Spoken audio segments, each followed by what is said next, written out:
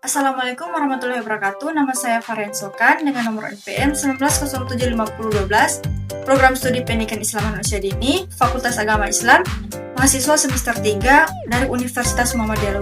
Dalam video ini saya akan membahas tentang prosedur manajemen kurikulum PAUD untuk memenuhi tugas mata kuliah pengembangan kurikulum PAUD oleh Ibu Sri Ayula Ali, Sarjana Pendidikan Magister Pendidikan.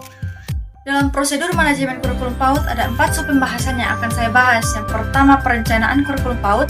Yang kedua, pengorganisasian kurikulum PAUD. Yang ketiga, implementasi kurikulum PAUD. Dan yang keempat, evaluasi kurikulum PAUD. Perencanaan kurikulum PAUD.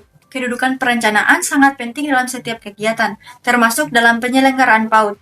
Bahkan, berhasil atau tidaknya sebuah kegiatan tergantung pada matang atau tidaknya sebuah perencanaan. Orang bijak mengatakan tidak ada kegagalan dalam sebuah pekerjaan. Yang ada hanyalah kegagalan dalam merencanakannya.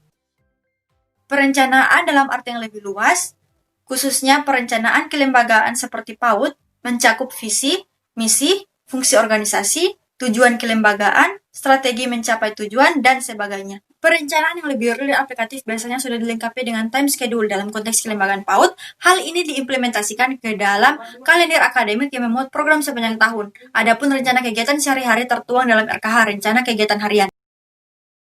2. Pengorganisasian kurikulum PAUD.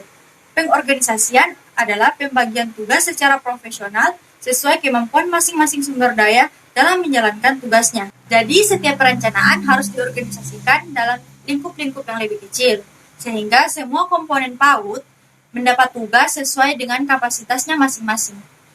Ada 3 organisasi yang sangat diperlukan dalam melaksanakan proses manajemen. Yang pertama, organisasi perencanaan kurikulum yang dilaksanakan oleh suatu lembaga pengembang kurikulum atau tim pengembang kurikulum.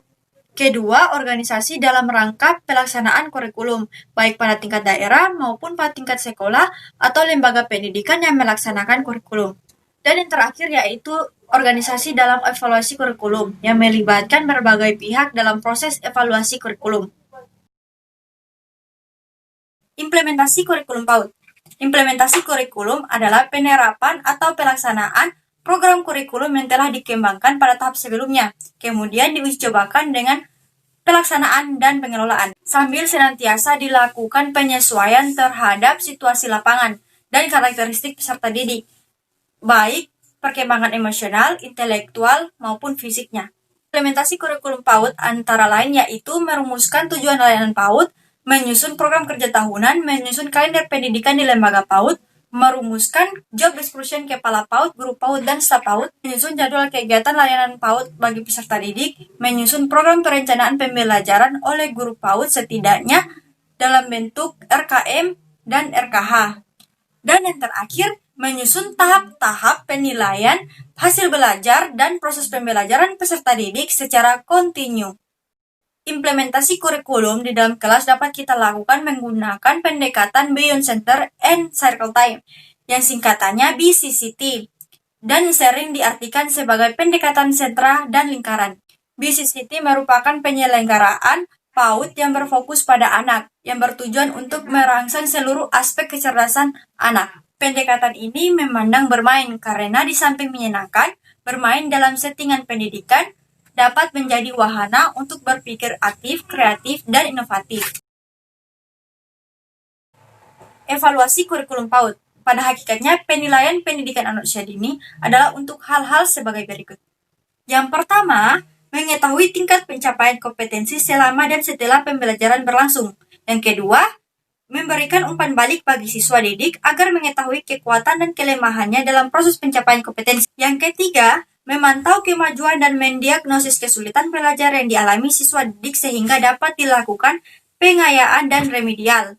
Keempat, memberikan umpan balik bagi guru dalam memperbaiki metode pendekatan kegiatan dan sumber belajar yang digunakan dalam pembelajaran. Kelima, bahan pertimbangan guru dalam melakukan bimbingan terhadap pertumbuhan dan perkembangan siswa didik secara optimal.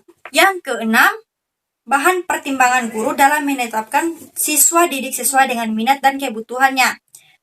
7. Memberikan pilihan alternatif penilaian kepada guru. Yang kedelapan, memberikan informasi kepada orang tua untuk melaksanakan pendidikan keluarga yang sesuai dan berkesinambungan dengan pembelajaran di PAUD. 9.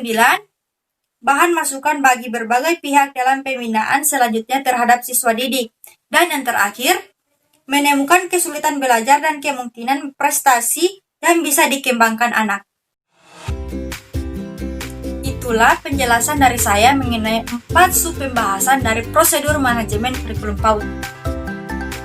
Terima kasih kepada Ayahanda dan Ibunda yang selalu memberikan doa yang terbaik, dan juga terima kasih kepada Ibu Sri Ayula Ali selaku dosen mata kuliah pengembangan kurikulum PAUD yang telah memberikan tugas ini.